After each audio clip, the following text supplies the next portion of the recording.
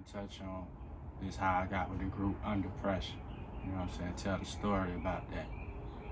You know, all of us know each other. You know, we all come from Brown Sub. You know what I'm saying? We all grew up together. We all went to the same school.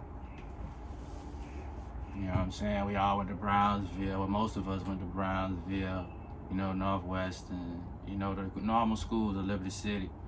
You know what I'm saying? And all of us met up at Brownsville. When we was in about 7th grade at Brownsville, we formed a crew called the East 99 crew, because all of us used to rap like Bone Thugs. We thought we were Bone Thugs at first, you know what I'm saying? And my nigga Mikado, that nigga was sick with that harmonizing and, you know, that twister type shit. You know, that nigga was a fool with it, you heard me? And, you know what I'm saying, that's what drew me into them.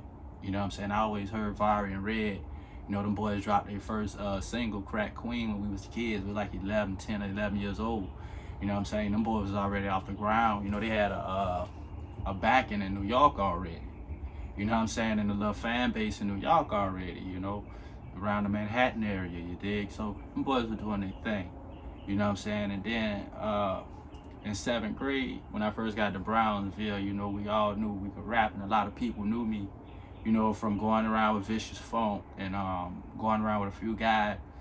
And they'll, you know, throw the little parties and shit and give me the microphone at the end of the party, and I rocked the whole party, you know what I'm saying, getting put on the instrumental.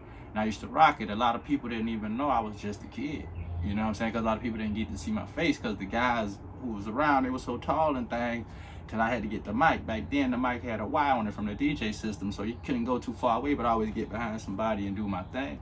You know what I'm saying? And then as time went on, people started to know who I was, you know, by me being, you know, attached to certain lifestyles of the street.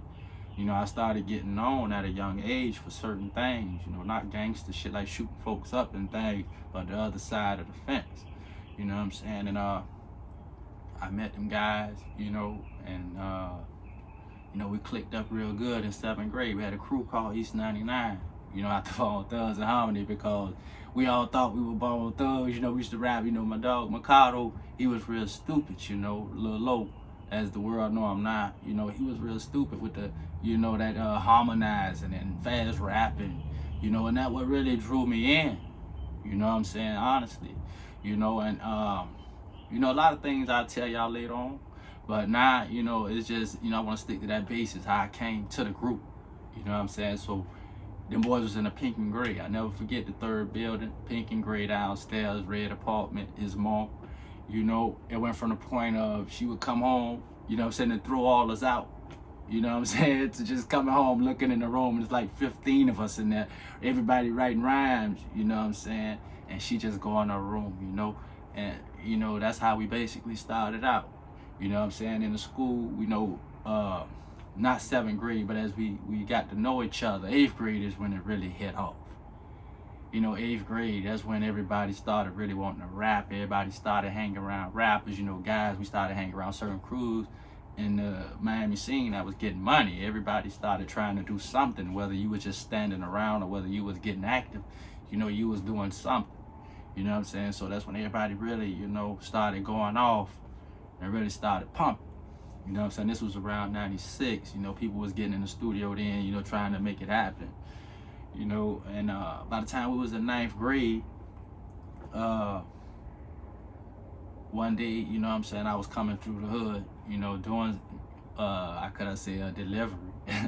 And I was in a trooper, you know what I'm saying, pushing a trooper, you know what I'm saying. I pull up on Red and, you know, I showed him what was in the truck with me, you know, like, look what I'm riding with, you know, I'm on a mission right now, I'ma fuck with you, you know. And I took off and went down 50th Street, you know, straight up, you know, to handle my business. I was a kid, like 14 at the time, you know, doing my thing, you know, wasn't nothing major, but, you know, just tit for tat, getting my feet wet, you know. And when we bumped into each other, again, you know, because he younger than me. When me and Red bumped into each other again, he was like, man, you know, I saw you in that, you know, doing this and that. And that's how me and him got tight. You know what I'm saying? But me and Mikado and Tremel, we was already like blending in with each other, sort of. Even though them guys had their own crews, but me and them was blending in. Me and Vari was like this from the jump. Like, as soon as we met each other, the first thing I asked him, because his hair was curly at the top. the first day of school, you know what I'm saying, we sat by each other and he knew Rockjaw. Rockjaw was his dog and Rockjaw was my dog, you heard me? So I told him, I said, man, you know what, you Cuban or something? Because I saw his hair was curly at the top. He had a fade with 2 lines in the side back then. And the first thing I asked him, I said, man, what, you Cuban or something, or Spanish? Because I didn't too much know about black Spanish people at the time. You know what I'm saying? I saw his hat. He's like, no, man, you know, my Paul, you know, hustle around there by y'all. You know what I'm saying? Cincinnati, like, he knew my face, but he didn't know me. You know what I'm saying? Like, his Paul, you know, used to get money through the hood. He was a getting money guy, you know? And well, that's how it basically jumped off. You know what I'm saying? We started hanging around each other. And then one day, it was about Halloween. I never forget. Halloween, 1997. No, it had to be 96 because we was in 9th grade then. So it was Halloween 1996. Mikado, you know what I'm saying, he said, come with me, man. And we went into the Pink and Gray. You know what I'm saying? That was the first time Mikado took me over there, you know, to rap. I always went through that to hang with them and crap around, but to rap, he took me to Red apartment, and Red, you know, was doing his thing, so I never got a chance to do nothing that day. You know what I'm saying? So later on down the line, you know, that's when they took me, you know, back to the studio with Red. And Red and Vari was Oracle. We was called Oracle at the time. And it was the round table. You understand? You had a bunch of guys. I name them all, you know, on another video. But you had all the guys that was with us. You know what I'm saying? It was like 30 or 40 of us, man. You had guys who rap right there from New York. You had guys who had come down. You know, God bless his soul. Jacob passed away. You know, he had his own style of his, you know, medieval rap. You know, and everybody brung their own tape. You know, I brung the hustle to the scheme. You know, everybody else, you know, Joe Black and all them boys brung they, you know, and that's how we formed. You know, it was like a one big crew. You know what I'm saying? From different parts of Brown Sub. You know what I'm saying? All of us formed together. You know, that's how it started. And they took me back there. And like a few months later, I don't remember the exact date, but I went back there with them boys and we really put it down. You heard me? You know what I'm saying? We really put it down. You dig? And that's the first verse I did that Mr. Pull, man, Mr. No Good, man, Mr. Hood, man, No Fluid, man, you understood, man? That's when I did that verse. And when I did that verse, the whole apartment, like, went up in a roar. You know what I'm saying? And that's when everybody was like, man, you know, you gonna be with the crew. We bringing you in the, no, not that day, but that's what put me in the round table. You know what I'm saying? To be with them. You know what I'm saying? Because the first verse I wrote with them, I just went through the roof. You know what I'm saying? And Vari and Red, those was the two, like, basic leaders at the time. You know what I'm saying? Of the group, they made the beats. You know, they were young niggas doing their thing. I can't take that from them. You know what I'm saying? And that's how, you know, basically they got on like that. You know, and they brought all us together. And we you know, formed the crew. At first it was Oracle. It was a bunch of us. You know, and then as time went on, you know, we started really getting a lot of notoriety everywhere we went. You know, whether it was for good reasons or for bad reasons, you know, people started being known. You know, and people started getting down with other people outside other neighborhoods, and you started getting known. And that's how we started, you know, getting known. People call you out your sleep, like, come rock this microphone. I give you $150, $200 if you come just freestyle on the mic. And that's how it started, you know, bubbling. You know what I'm saying? That's how we started getting hot. You dig? And you know, time went past. You know, time went past, and that's when, you know, them boys started, like, a lot of people was starting to break off. You know, a lot of people was starting to go to jail. You know, we was young, like I said, a lot of people going to jail, a lot of people hustling, shooting at folks. You know, it was really going down in Miami, man, in that time. You know, it was going down. And, you know, we was young. You know, some of us, our brothers was taking care of us and stuff like that, had us under their wings, so we didn't even have to stray too far from the nest to do what we had to do. You know, so that's how we always stayed, you know, us, our little pack stayed together. You know, we was always at that apartment making music at first. You know what I'm saying? Matter of fact, we done made probably 3 or 4 albums in Redmore apartment in the Pink and Grays, back there in the 3rd building. You know what I'm saying? And that's when, like, around 98, no, it was 97. That's when Big Dog DG stepped in. And he like, hey, you know what I'm saying? Like, I like y'all niggas. Well, he took Bond to them 4 first. It was Red, Mikado, Red, Mikado, Vari, and Mel. You know what I'm saying? He took to them folk first. You know what I'm saying? And all us had to catch up because, you know, at first, Mikado, like I said, he was always hot, man. That nigga could spit that shit, man. That twister, that lazy, crazy bone type flow. He had that on lock, you know what I'm saying? It was natural for him. He wasn't copying those guys, and then he could harmonize that shit in his own way. You know what I'm saying? So he didn't have to it wasn't like we were copying them or nothing. You know what I'm saying? So time went on, he was hot, you know what I'm saying? I had to catch on. You know what I'm saying? So by the time we really started catching on, you know, it was like 97. You know, I still wasn't that hot yet. But I was freestyling my ass off. But as far as writing, we had to write so fast because, like I said, there was so many of us trying to rap. And I was always the first one on the song. And everybody like, man, your verse hot and this and that. But it wasn't that hot to me because I knew I could do better. You know, so I just, you know, kept doing my thing. You know what I'm saying?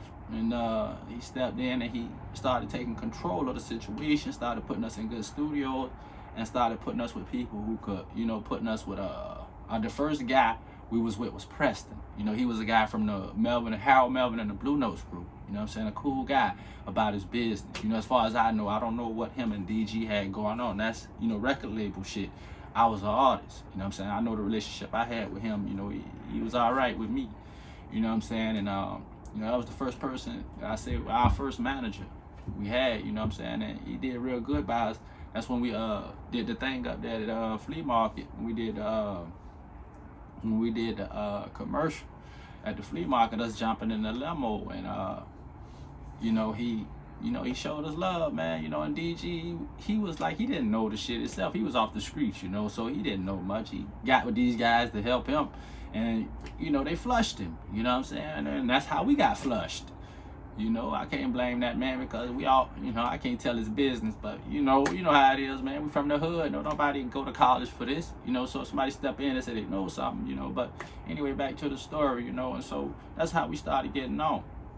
You know what I'm saying? Around Liberty City and, you know, Carol City and, you know, North Miami, you know, places like that. Well, it got to the point where people said, okay, you know, the counselors would call us and like, hey, we want y'all to come to this school and, you know, go on stage and talk to the kids and shit because y'all got an influence on them. And then I don't want to say, but one school had a lot of fighting going on and they felt like we was behind it because, you know, they say we was the influence, you know what I'm saying? So we had to go to this school and basically, you know, we couldn't even do our rap song. We had to talk to the kids, you know, and let them know, you know, that ain't the way, you know what I'm saying, and stuff. You know, we were kids ourselves, but you know how it go. But make a long story short, you know what I'm saying, he got with us. You know, we got Preston. You know what I'm saying? And things kind of, you know, started taking off. But then I don't know what happened with Preston. You know what I'm saying, at that time. But he got booted or fired or however you said. They gave him his, terminated his contract, gave him his walking papers from the lawyer and shit like that. And he bounced. You know, that was that. You know, so we kept our thing going, doing shows. You know, and about 99, I would say, we was been done with the album. And about 99, 2000, we was done with our album. You know, we just was looking for features and shit, but how I kept getting hotter and hotter, you know what I'm saying, just kept writing raw shit, you know what I'm saying, and kept getting to the nitty gritty of things, you know what I'm saying, and just knew my surroundings and talked about what I went through and what I saw, you know what I'm saying, and that's how we got to going where we was going, you know, basically. And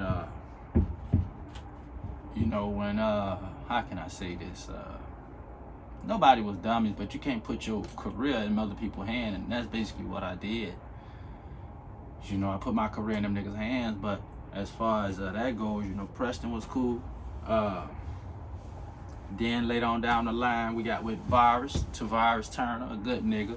You know, like I said, I don't know what happened with him. That's not my business neither. But as far as me, you know, as far as him working and like getting us enthusiasm, like, look, man, y'all niggas need to be in here doing this. Y'all hear this song Trick Daddy just dropped. Y'all need to do some shit like that. You know, y'all hear this song Fabulous just dropped. Y'all need to do shit like that. You know what I'm saying? That's how it started. You know, we like, man, hold on, man. So, you know, we that's how we started spreading our wings, and what he was telling us was right, whether we liked it or not. You know, and a lot of other things, like I said, I'm just telling y'all how I connected with these guys. You know, a lot of things I'm gonna have to tell on other stories.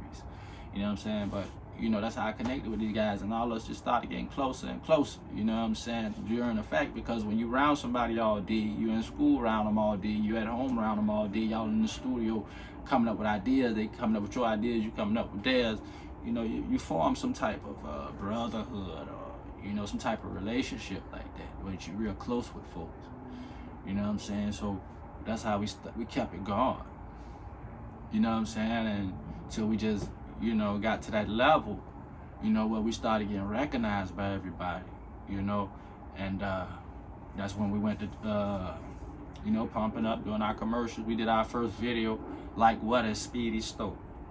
You understand? That was our first video. I didn't have a verse on it, but I was on that motherfucker hot. You know, Herman Bain and all them boys brought the spaceship out. You know, a lot of guys from Brown Sub got them hot cars at the time they were riding, and we was at the car wash across from Speedy Store, and we just lit that motherfucker up, man. You know what I'm saying? And brung out the whole hood, you know what I'm saying? The whole hood supported us. You know what I'm saying? And that was always a Brown Sub thing for me. You know, as far as that go, you know what I'm saying? Because that day really showed us a lot. That day really changed us, really, because that's who showed people who we was. It wasn't no social media and all that shit back then, because if it was, we would have went through the roof. If it was a Facebook or YouTube or anything back then, we would have went through the roof. You know what I'm saying? But by being, you know, you had to do your thing and promote yourself and be on the grind. So that's how we had to do it. We had to stay on the grind. You know, and that's when we shot our first video, and that's what took us through the roof, man. We started doing a lot of shows here, a lot of shows there, and a lot of majors started looking at us, man. And I don't want to say a certain person, but it's a certain major person we sent our demo to, man. He clipped us, you know what I'm saying, for a few songs, man. As a matter of fact, it was a song that Vari and Red did, man, and it was all, I don't want to say, because I don't want to start no trouble. But it was a song that, you know, it was concepted, I guess, by, you know, either Mikado and Red, I think, or I don't remember exactly, but we got clipped for it. You know, and these guys was worth millions at the time. And they went and did our song over. It's a few songs that we got stole from us. You know what I'm saying? Some of them we wrote ourselves. Some of them you hear on the radio right now to this day. And a lot of people don't know we wrote that shit. You know what I'm saying? And if we told you we wrote it, you wouldn't believe us anyway. You know what I'm saying? So, you know, but then we got with Tavares, you know what I'm saying? Tavares took us there, you know what I'm saying? That's when the slip and slide deal came in. You know what I'm saying? That's when DG stepped up his game, and he, you know, like I said again, he didn't know a lot. You know, he didn't know everything. You know, the man was off the street like us. That's why I'm older. That's why I thank God I got the wisdom and the knowledge to know. You know what I'm saying? Nowadays I'm a grown man. I can't blame him for something because he did, you know, that's just like my family members, you know. The guys ain't go to school for this. You got to learn it. You know what I'm saying? And, you know, he was a good guy, man. I ain't going to take that from him. You know, he had his ways like any other guy, but he was a cool catch, you know. And, but that's when we stepped in with Slip and Slide. And Slip and Slide stepped in and they promised us this. We had a meeting with Ted Lucas, Touche. You know, it was a good thing. You know what I'm saying? That day we was all happy because he promised us, you know, that he was going to promote us. You know, we was the next hottest thing out. You know, he glad we was young because, you know, we had a career ahead of us. You know what I'm saying? And so we was all, you know, happy that day, jolly, slapping hands, smoking reefer, you know, playing our shit at the studio. We all happy. You know, DG was happy that day for one time. You know, we was all feeling good. Everybody put on their raw bass outfits. You know what I'm saying? And we, you know, rode around, you know, fucking with the homies in the sub, went to the Grove. You know what I'm saying? Fuck with all the homies, and well, the few homies we had in the Grove, you know, Slim and all them. Went down there chilling with them in the backyard, you know, just sitting around, man. It was a good day. I still remember it, man. It was a lovely day. You know, a lot of the homies was alive then. You know, we was on good terms.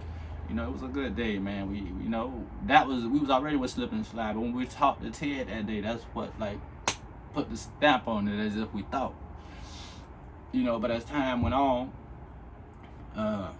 I'm just going, like I said, I got a lot of stories I want to tell, and, you know, a lot of shit I'm going to tell y'all, but I'm just getting to this point right now, how shit came about and how I got with them and how it fell apart.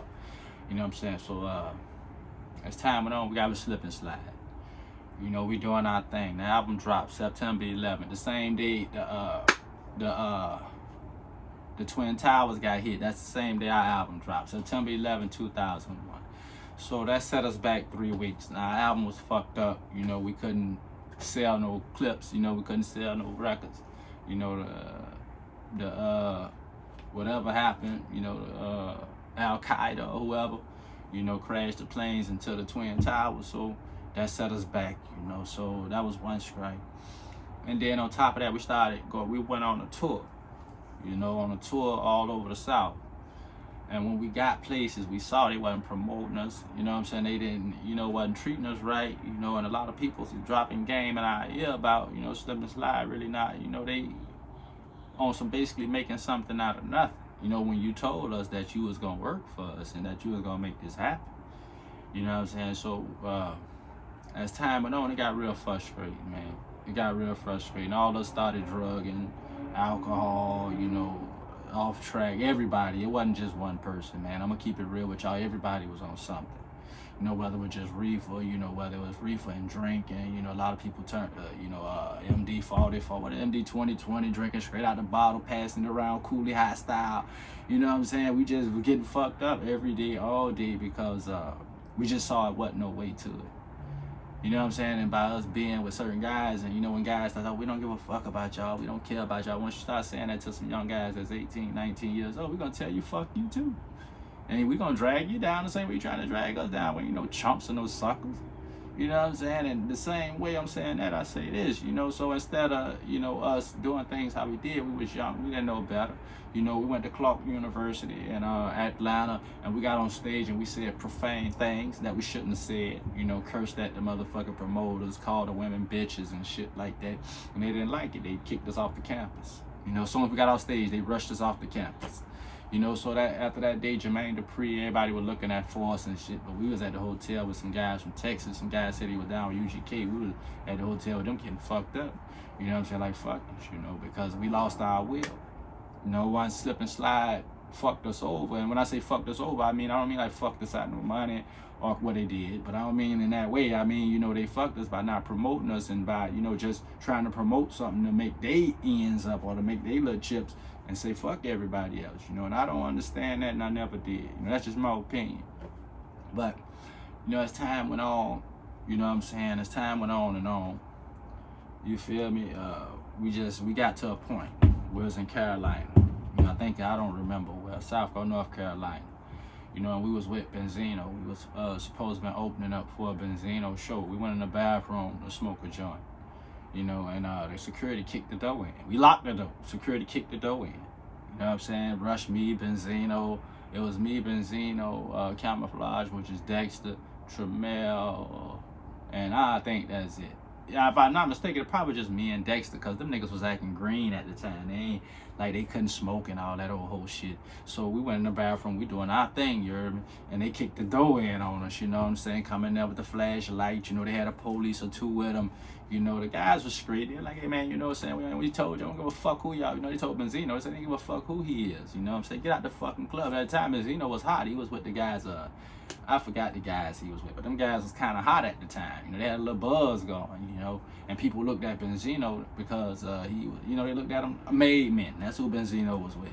And that's the group he had, and everybody looked at them guys, you know what I'm saying, like, they was a little hot, you know what I'm saying, and Benzino, people had respect for him, and by them doing that to him, we like, hey, fuck y'all too, so we took the whole, Benzino said, you know what, fuck y'all, we taking the whole party outside, so he told the whole club, look, y'all come outside. We went outside, and fuck it, the party was outside, went on Benzino bus, we was smoking with him, and he had his pops, who had just got out of federal prison, on the bus, and a few more guys on the bus, and he took us in the back, and he was just giving us game, talking to us, and that's when we found out we was being played.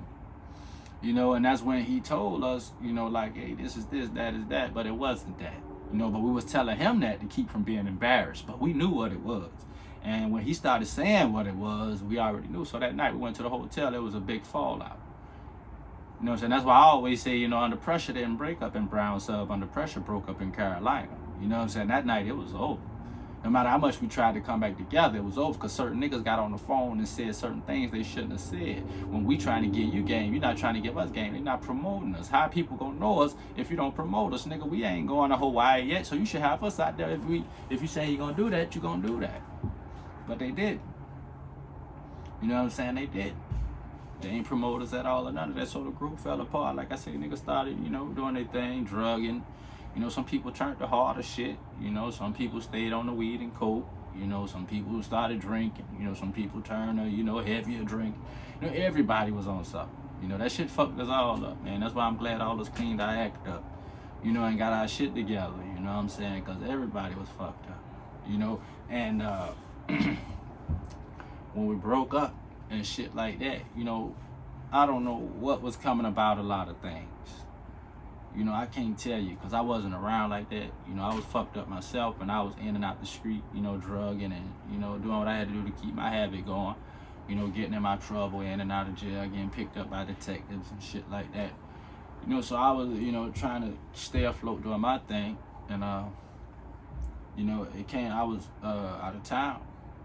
And one of the homies, you know, Tremel and Mikado, they called me to talk to me. You know, this was 2006. You know, they called me to talk. We was all still down.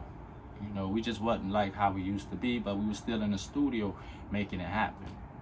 You know what I'm saying? And that's when they called me. They're like, man, you know, the nigga Vari, you know, who was a Chevy boy, you know, him and his brother, who was the owner of the company, which I had no problem with that. Like I said, that man put his money into this. You understand? So he got to get his back. You understand? But as far as your brother go, I don't respect that because this nigga, you in a group with us. This not no family thing no more. This is business. So how you gonna get a check? And I don't know if he got the check. I was told this, that them niggas was getting checks and busting the checks and wasn't breaking nobody off. So when I came down, I talked to him about it. You know, it wasn't no big situation. We just had an argument. You know, everybody said what they had to say. Everybody broke off. You know, that was that. You know, I didn't speak to them guys no more like that. They didn't speak to me no more like that. To this day, we see each other. You know, it's what's up, how you doing? You know, and this and that, and keep it moving. You know what I'm saying? But as far as that go, that really what broke us up. For good, the friendship and everything was, you know, the backstab and shit as far as that money went. Well, even if they did, I don't know if they did or didn't get it. I know when I asked them about it, it didn't go right because they want to know who told me. Don't ask me who told me this. Just tell me if you got the check or not. You know, that's all I was worried about, you know. But Mikado and Tremel, when they put me up on that game, that them guys was getting them checked, you know, that was a whole different scenario with me. You know, and that's why I just said, you know, fuck them all, because, you know, Slip and Slide played us. You know, y'all played us. You know, where's the friendship? You know what I'm saying? So that's how I felt. I don't know if, I never found out if it was true or not. You know, but that's just part of, I'm just dropping this part of the story, man. It's just, you know, a little shit. You know, a little part of the story. You know what I'm saying? About how I came in the group under pressure and how I began to start, you know, other things. You know, as far as, you know, I'm not going to get into that on this video, but as far as other things, songwriting, you know, the promoting, which I just started about 3 or 4 years ago after my brother was killed, you know, that turned out very successful. And a few more other things, man, but, you know, that's just the story of, you know, me and them, you know what I'm saying? And like I said, I'm going to go into depth. It's just, you know, one of my first videos. I just wanted to, you know, throw a little salt over the water. You know, and let it dissolve, and you know, and I wish them guys the best wherever they at right now. I wish y'all the best, man, and y'all stay cool, baby. Be up, stay up. You know what I'm saying? Till I drop the next video, fuck with me, and this is my story, and I'm gonna tell you just how it went, and anything else I decide to speak about in the community or whatever, I'm gonna talk about on my page, on my platform. You know what I'm saying, community-wise. So this been your boy, Big Fraud Reed, Boss Money TV, live from the shed. You know what I'm saying? My first meetings and I guess first rap songs and shit like that.